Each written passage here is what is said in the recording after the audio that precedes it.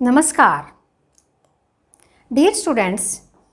आज हम स्टार्ट करेंगे आपकी कक्षा 11th की सेकंड बुक भारतीय अर्थव्यवस्था का विकास, जिसका पहला अध्याय होगा स्वतंत्रता की पूर्व संध्या पर भारतीय अर्थव्यवस्था, Indian economy on the eve of independence. प्यारे विद्यार्थियों, आप सभी को विदित है, आप सभी जानते हैं कि लगभग 200 वर्षों की गुलामी के बाद हमारे देश को आज़ादी मिली। और जब हमारा देश आज़ाद हुआ, जब ब्रिटिश शासक हमारे देश को छोड़कर जा रहे थे, तो उस समय हमें कैसी अर्थव्यवस्था विरासत में मिली, कैसी अर्थव्यवस्था थी उस समय? क्या वो एक गतिहीन अर्थव्यवस्था थी या कंपायमान, स्टैग्नेंट और वाइब्रेंट इकोनॉमी? क्या वह एक पिछड़ी हुई अर्थव्यवस्था थी या विकासशील, बैकवर्ड इकोनॉमी और डेवलपिंग इकोनॉमी? क्या हमारी अर्थव्यवस्था जो हमें विरासत में मिली थी वो एक कृषि अर्थव्यवस्था थी या औद्योगिक अर्थव्यवस्था थी, एग्रीकल्चर इकोनॉमी और इंडस्ट्रियल इकोनॉमी? क्या ब्रिटिश शासकों ने हमारे देश में रह करके कुछ ऐसे संरचनात्मक परिवर्तन किए जो कि आगे चल करके हमारे अर्थव्यवस्था के या हमारे देश के आर्थिक विकास और समृद्धि में अनुकूल हो सकते थे? क्या ऐसा कुछ उन्होंने किया?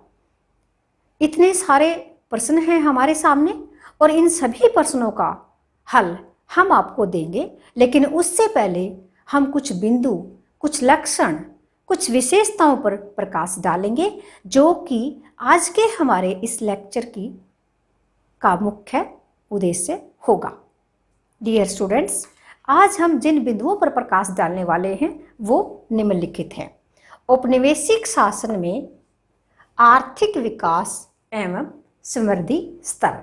जब औपनिवेशिक शासन था भारत में अंग्रेजों का, उस समय आर्थिक विकास और समृद्धि का स्तर कैसा था? सबसे पहले औपनिवेशिक शासन क्या होता है, उपनिवेश क्या होता है, उपनिवेशवाद क्या होता है?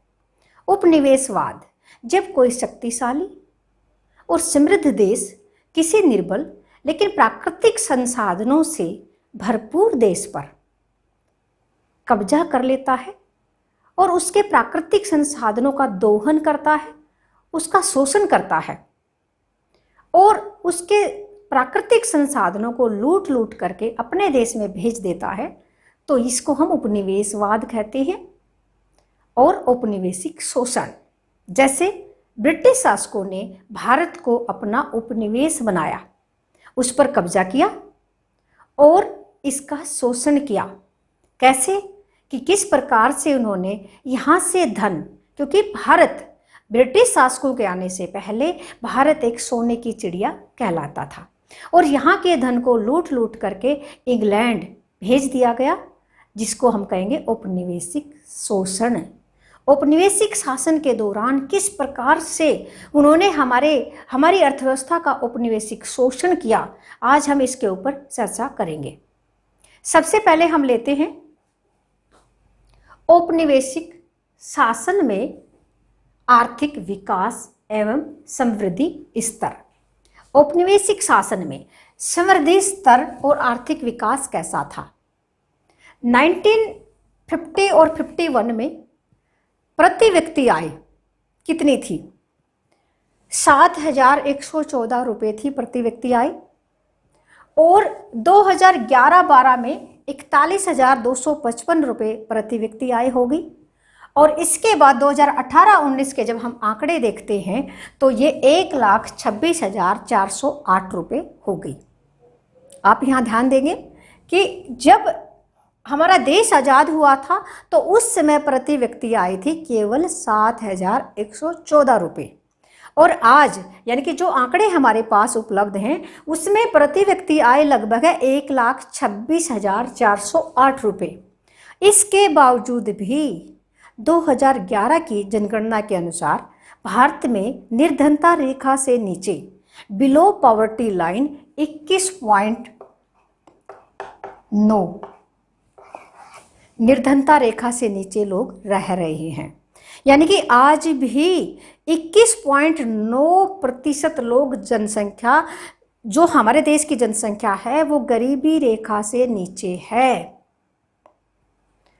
तो आप अंदाजा लगा सकते हैं, जब हमारे देश की प्रति व्यक्ति आय 7,114 रुपये थी, तो उस समय हमारे देश की आर्थिक स्थिति कैसी होगी, आर्थिक समृद्धि का स्तर कैसा होगा, ये यहाँ से कोई भी अंदाजा लगा सकता है। यानी कि भूख, अभाव और भूखमरी में हमारा देश जीवन यापन कर रहा था उस टाइम पर। आर्थिक विकास के नाम पर ब्रिटिश शासकों ने हमारे देश में कुछ नहीं किया। किसी भी ब्रिटिश शासक ने राष्ट्रीय आय के अनुमान नहीं लगाए। क्यों? क्योंकि उन्हें डर था कि कोई भी जागरूक शासक, भारतीय शासक या कोई भी विद्वान लोग कहीं ये ना समझ पाए, जो भी कुछ पढ़े लिखे लोग थे हमारे देश के, कहीं उनको ये ना पता लग जाए कि भारत की प्रति व्यक्ति आय और भारत की जो राष्ट्रीय आय है वो बहुत कम है, बहुत ही निम्न स्तर पे है। कभी भी उन्होंने अनुमान नहीं लगाए। कुछ भारतीयों ने अपने निजी स्तर पर अनुमान लगाए, जिसमें सबसे पहले 1868 में दादा भाई नौरोजी ने अनुमान लगाए थे, और जिसमें प्रति व्यक्ति आय 20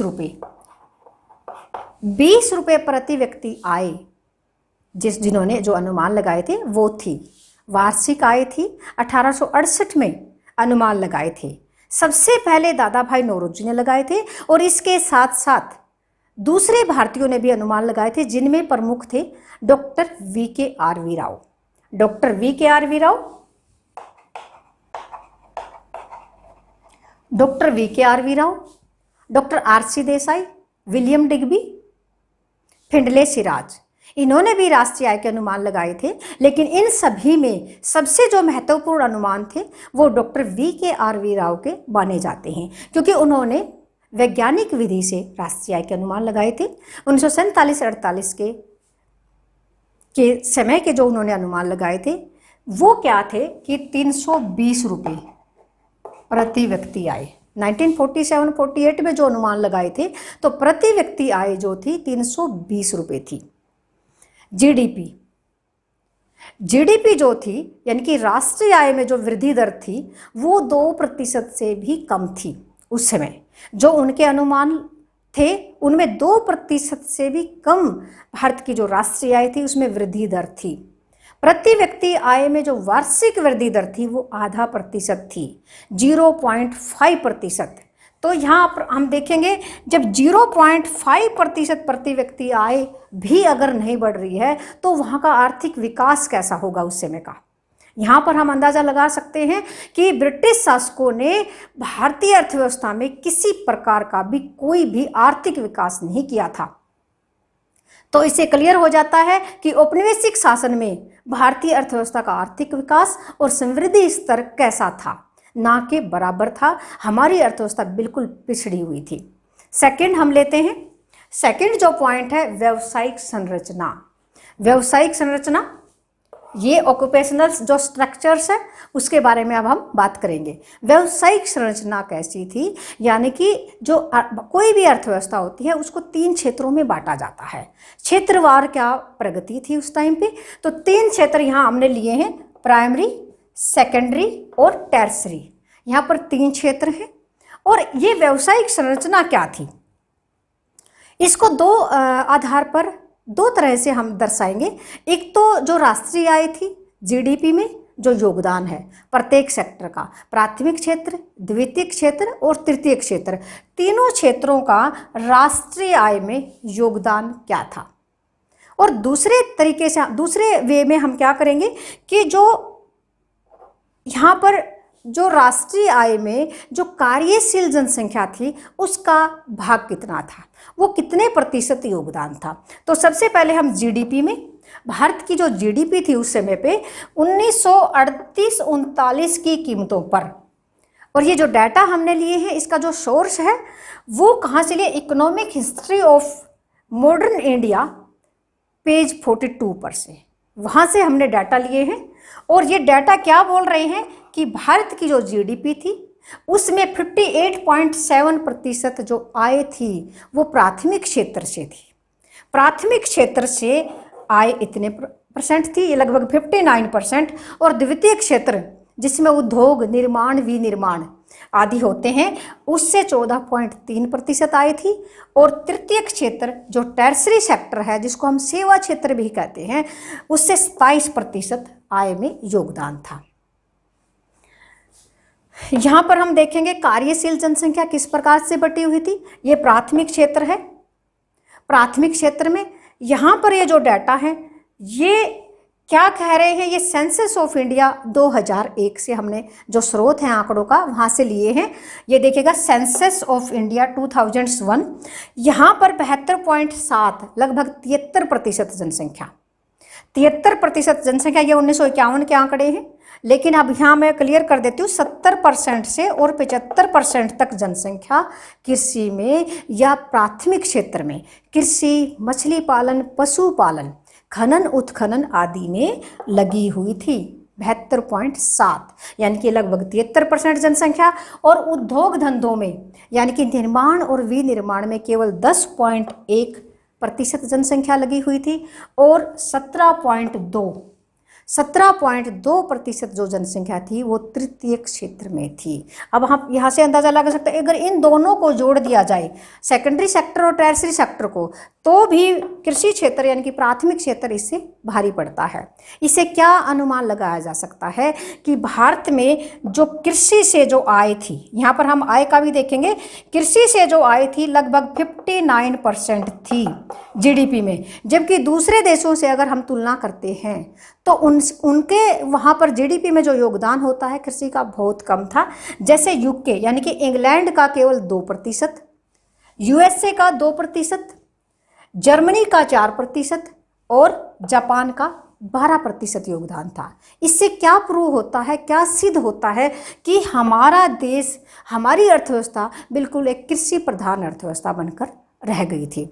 अब यहाँ पर आप देखेंगे उद्योगों का कि उद्योग धंधों में केवल 9% जनसंख्या लगी हुई थी, केवल 9%, केवल 1.1 विनिर्माण वगैरह में लगी हुई थी। लेकिन उद्योग धंधों में उस समय 9% जनसंख्या लगी हुई थी। जबकि दूसरे देशों से अगर हम यहाँ पर तुलना करते हैं तो वो उनका हिस्सा बहुत ज़्यादा था क्योंकि वो विकसित देश थे। और उनके हिस्से की अगर हम बात करें तो यूएसए में 32%, यूएसए में 32% जो लोग थे वो कहाँ लगे हुए थे, वो उद्योगों में लगे हुए थे। इंग्लैंड में 42%, मैं यूके की बात कर रही हूँ, इंग्लैंड में 42% और जापान में 39% लोग उद्योग धंधों में लगे हुए थे। इससे क्या प्रूव हो रहा है कि हमारा जो औद्योगिक क्षेत्र है वो बहुत पिछड़ा हुआ था।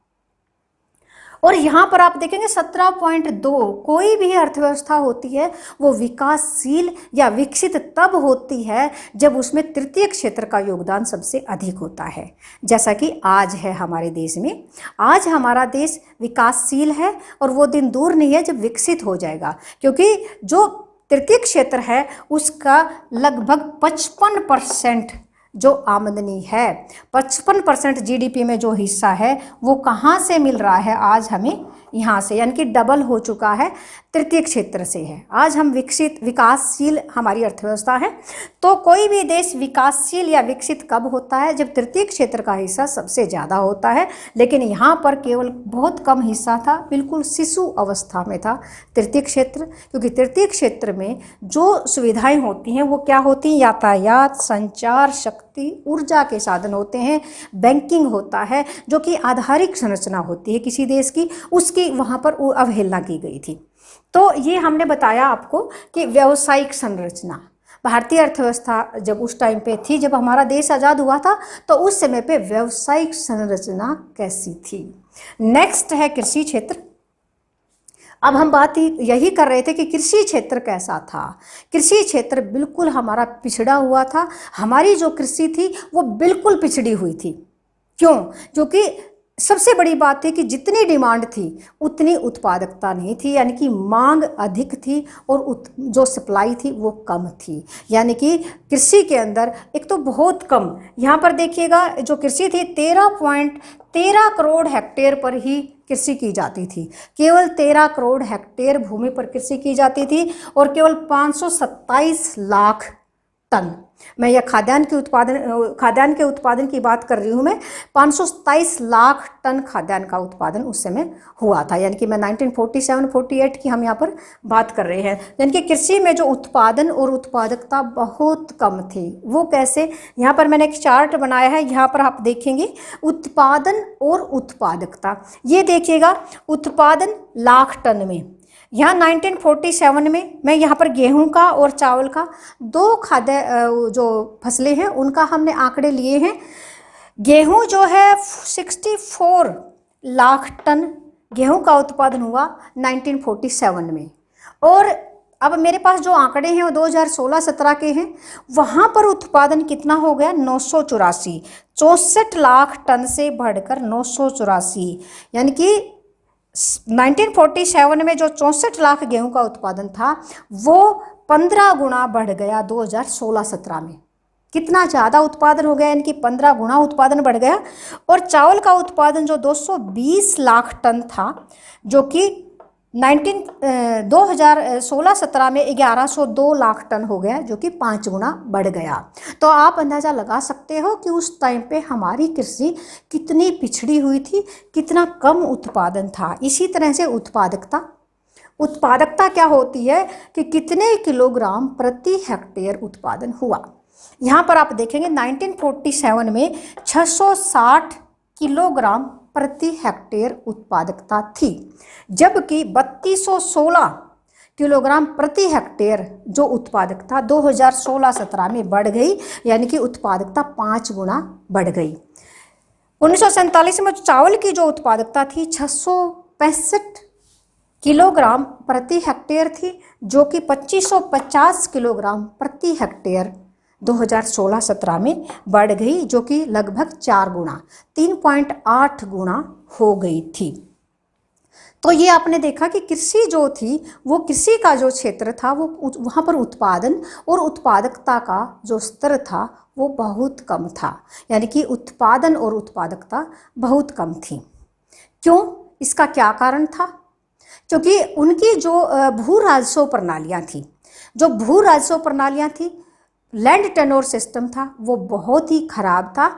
अंग्रेजी शासन के दौरान, ब्रिटिश शासकों के दौरान उन्होंने किस प्रकार की भू राजस्व प्रणालियाँ अपनाई थी? जैसे जमींदारी प्रथा, महलवाड़ी प्रथा और रैयतवाड़ी प्रथा। ये 3 तरह की प्रथाएं थी जो कि कृषि के पिछड़ेपन का मुख्य कारण थी। सबसे पहले हम लेते हैं जमींदारी प्रथा। जमींदारी प्रथा क्या थी कि अंग्रेजों ने ये जमींदारी प्रथा थी जो पूर्वी भारत और बंगाल के अंदर लागू की गई थी। और इसमें क्या था कि अंग्रेजों ने क्या किया, कुछ जमींदार तैनात कर दिए कि तुम्हारी जिम्मेवारी है कृषकों से कर लेने की, यानी कि कृषकों से फसल का उत्पादन करवाओ और उनसे कर वसूल करो। उन्होंने परमानेंट सेटलमेंट जो सिस्टम है वो भी लागू कर दिया। स्थायी बंदोबस्त की नीति जो 1793 में लॉर्ड कॉर्नवालिस के द्वारा लागू की गई थी, और उसके अनुसार क्या था कि अंग्रेजों को उत्पादन का, यानी कि जो फसल हो रही है खेतों में, उसका एक निश्चित अनुपात कर के रूप में उन्हें जमा कराना पड़ेगा, और चाहे वो किसानों से कितना भी कर वसूल करें, उन्हें इस बात से कोई मतलब नहीं था। जिससे क्या किया कि जो जमींदार लोग थे उन्होंने किसानों का शोषण करना शुरू कर दिया। कोई परमानेंट की बात नहीं की कि भी कितना उनको कर उगाना है, लेकिन बल्कि बहुत सारे बिचौलिए भी उनके बीच में पैदा हो गए और किसानों का शोषण होने लगा, और जिससे क्या था, हमारी कृषि पिछड़ गई थी। इसी तरह से जो दूसरी जो पॉलिसी थी वो महलवाड़ी क्या थी कि एक महल, यानी कि पूरा एक गांव को एक इकाई माना जाता था और पूरे गांव से कर वसूल किया जाता था साझे रूप में, और किसानों का यहाँ पर भी शोषण होता था, क्योंकि फसल हो या ना हो कर का एक निश्चित अनुपात किसानों को सरकार के पास जमा कराना पड़ता था। अगर वो किसी कारणवश कर चुकाने में असमर्थ होते थे तो उनकी ज़मीन को हड़प लिया जाता था।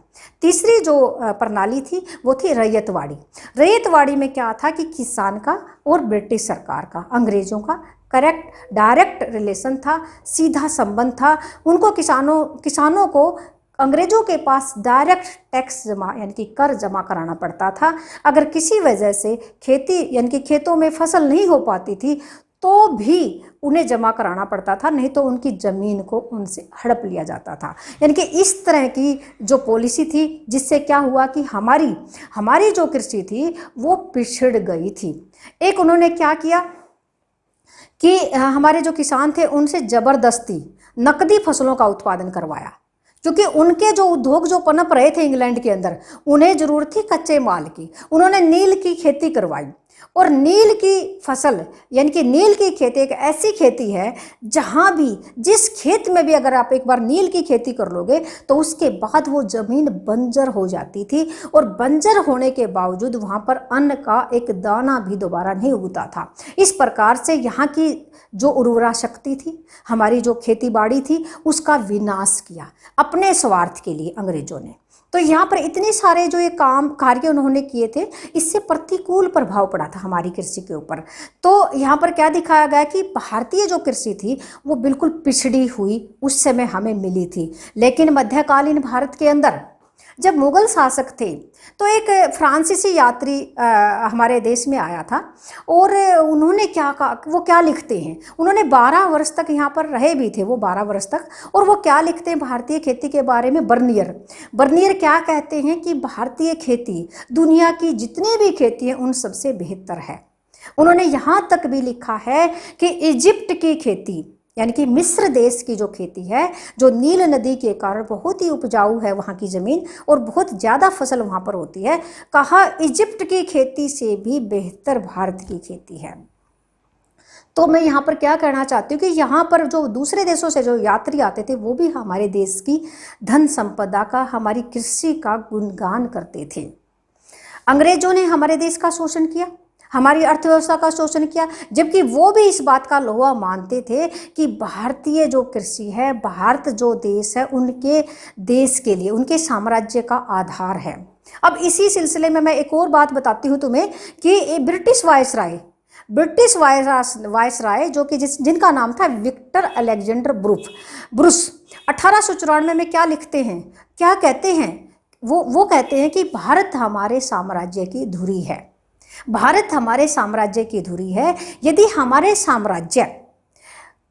साम्राज्य कोई राज्य, हमारे साम्राज्य से कोई भी राज्य अलग हो जाता है तो हम जीवित रह सकते हैं, लेकिन अगर हम भारत को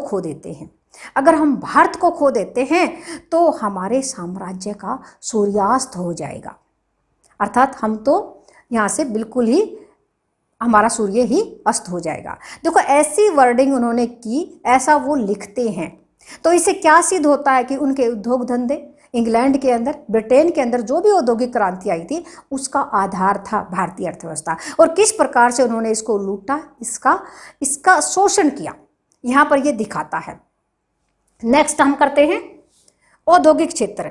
अभी हम इसी के ऊपर बात कर रहे थे। भारत का जो औद्योगिक क्षेत्र था वो काफ़ी पिछड़ा हुआ था। जैसा कि मैंने अभी यहाँ बताया था कि उद्योग धंधों का कम विकास था। केवल 9% जनसंख्या उद्योग धंधों में लगी हुई थी। इससे क्या दिखाई देता है कि भारत का जो औद्योगिक विकास था वो बिल्कुल पिछड़ा हुआ था। कोई भी आधारभूत उद्योग नहीं था। केवल एक आधारभूत उद्योग था जिसकी स्थापना 1907 में की गई थी, टिस्को, टाटा स्टील, यानी कि जो टिस्को था 1907 में उसकी स्थापना की गई थी। टिस्को,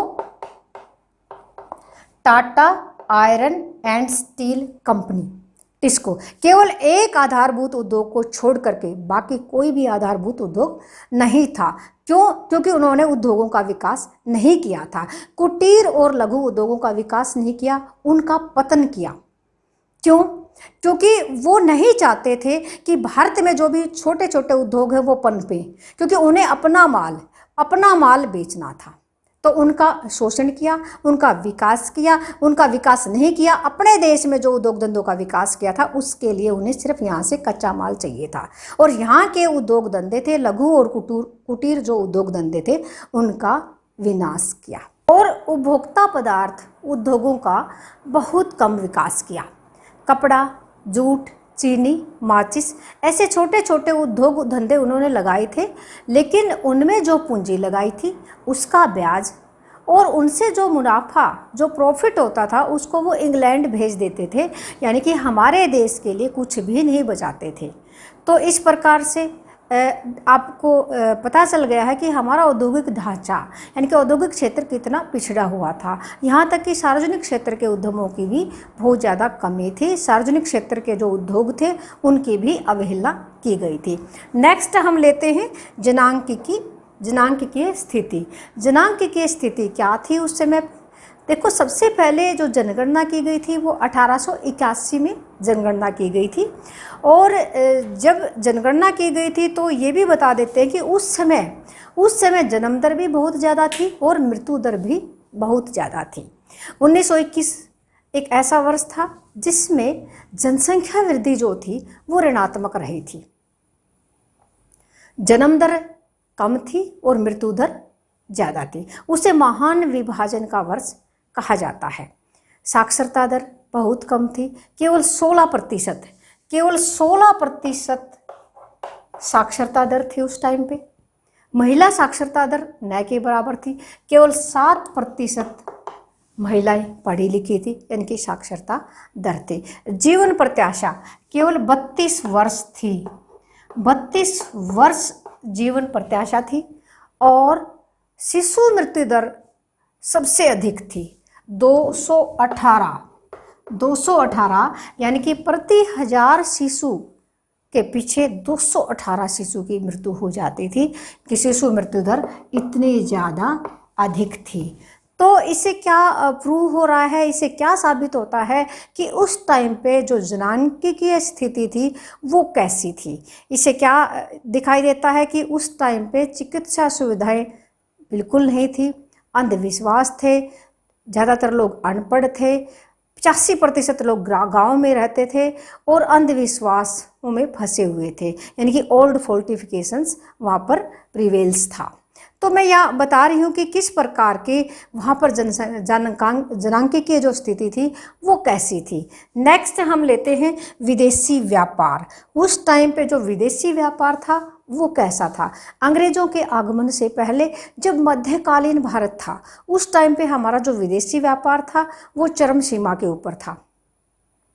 विदेशों में हमारे दस्तकारी का जो सामान था, हस्तशिल्प, ढाका की मलमल, दुनिया के कोने कोने में बहुत ही प्रसिद्ध थी, विश्वविख्यात था हमारा व्यापार। लेकिन अंग्रेजों के आने से उन्होंने क्या किया, उन्होंने अपनी दोहरी तटकर नीति अपनाई। दोहरी तटकर नीति यानी कि डिस्क्रिमिनेटरी जो टैरिफ पॉलिसी थी वो क्या थी? अगर ये इंडिया है और ये ब्रिटेन है, अगर इंडिया का कोई सामान बन करके ब्रिटेन जाता है तो वहाँ पर टैक्स यानी कि टैरिफ पर शुल्क ज़्यादा लगता था, और ब्रिटेन से अगर इंडिया कोई सामान आता था तो उस पर टैक्स नहीं लगता था, टैरिफ नहीं लगता था। दोहरी तटकर नीति ने क्या किया कि वहाँ का बना हुआ सामान यहाँ पर सस्ता हो गया और यहाँ से जो सामान जाता था वो महंगा लगता था। तो विदेशी बाज़ारों में, बाहर देशों में हमारे सामान की मांग कम हो गई और विदेशी सामान की मांग भारत में बढ़ गई। इस प्रकार से हमारे उद्योग धंधे भी चौपट हो गए, यानी कि छोटे छोटे जो लघु और कुटीर उद्योग धंधे थे उनका विनाश हो गया और हमारा व्यापार भी ठप हो गया। तो ये थी उनकी विदेशी व्यापार की नीति। नेक्स्ट है आधारिक संरचना। आधारिक संरचना की अवहेलना की गई क्योंकि कोई भी उनका ध्यान नहीं था, उन्होंने कोई भी विकास, आर्थिक विकास यानी कि आधारिक संरचना का विकास नहीं किया, जिसमें क्या आता है? यातायात, संचार, शक्ति, ऊर्जा के संसाधन आते हैं आर्थिक आधारिक संरचना में, और सामाजिक आधारिक संरचना में जैसे शिक्षा और स्वास्थ्य की सेवाएं आती हैं। इस तरफ उनका बिल्कुल भी ध्यान नहीं था। उनका ध्यान था केवल यहाँ से कच्चा माल लेना और ब्रिटेन के उद्योगों में उसको निर्मित करना और यहाँ पर माल को बेचना, मतलब ये उनका मुख्य लक्ष्य था। उन्होंने तृतीय क्षेत्र की भी अवहेलना की, मतलब बैंकिंग का भी बहुत कम विकास किया, बिजली का यानी कि ऊर्जा का कम विकास किया। केवल 23 लाख किलोवाट बिजली उस समय पर उत्पादित की जाती थी। केवल 3000 गांव ऐसे थे जहां पर बिजली मौजूद थी, यानी कि बिजली केवल 3000 गांवों तक चली गई थी। उससे ज़्यादा सभी गांवों में बिजली भी नहीं थी। और यहाँ तक कि सड़कों का भी उन्होंने कम विकास किया था। उन्होंने रेलों का विकास किया, ये एक अपवाद है, लेकिन अपने स्वार्थ के लिए, अपना स्वार्थ सिद्ध करने के लिए उन्होंने रेलों का विकास किया था। तो इस प्रकार से ये हमने देखी विशेषताएं, भारतीय अर्थव्यवस्था की विशेषताएं on the eve of independence. तो ये जो जितनी भी विशेषताएं हैं, तो इससे क्या सिद्ध होता है कि भारतीय अर्थव्यवस्था कैसी थी। हमने शुरुआत में कुछ क्वेश्चंस किए थे कि भी गतिहीन थी या कंपायमान थी। तो इससे क्या सिद्ध हो रहा है कि भारतीय अर्थव्यवस्था गतिहीन थी, पिछड़ी हुई थी, एक कृषि प्रधान अर्थव्यवस्था थी और आधारिक संरचना की यहाँ पर अवहेलना की गई थी। तो अब सभी को क्लियर हो गया कि भारतीय अर्थव्यवस्था टाइम पे कैसी थी। एक पिछड़ी हुई अर्थव्यवस्था थी, एक घिसी हुई अर्थव्यवस्था थी, एक लड़खड़ाती हुई अर्थव्यवस्था थी, यानी कि एक अपंग अर्थव्यवस्था थी। तो इसके क्या कारण थे? तो इसके सभी कारण अभी हमने जैसे जैसे विशेषताएं बताई थी उसके साथ साथ इनको क्लियर कर दिया था। जैसे कि पहला कारण क्या था कि उन्होंने भारत को एक कच्चे माल का निर्यातक बना दिया था और निर्मित माल का आयातक बना दिया था, यानी कि भारत को एक बाजार समझ लिया था। तीसरा कारण क्या था कि दस्तकारी का विनाश कर दिया था उन्होंने, जैसे कि अभी हमने बताया था। उन्होंने शोषणात्मक भूमि कर जो नीति अपनाई थी, जिसको स्थायी बंदोबस्त की नीति या जमींदारी प्रथा, रैयतवाड़ी प्रथा या महलवाड़ी प्रथा अपनाई थी। इस वजह से भी हमारी कृषि यानी कि हमारी भारतीय अर्थव्यवस्था पिछड़ गई थी। उन्होंने आधारिक संरचना की अवहेलना की थी, प्रशासन की ऊंची लागत और बड़े पैमाने पर प्रेषण, यानी कि जो भी खर्चा होता था सरकार का तो वो भारत के हिस्से पे थोप दिया जाता था, और जो भी कोई प्रॉफिट होता था तो उसको दूसरे देशों, अपने देश में यानी कि इंग्लैंड में भेज दिया जाता था। तो इस तरह की उनकी ऐसी जो दमनकारी जो नीति थी, उससे क्या हुआ कि हमारी कृषि, हमारा देश, हमारी अर्थव्यवस्था पिछड़ गई थी।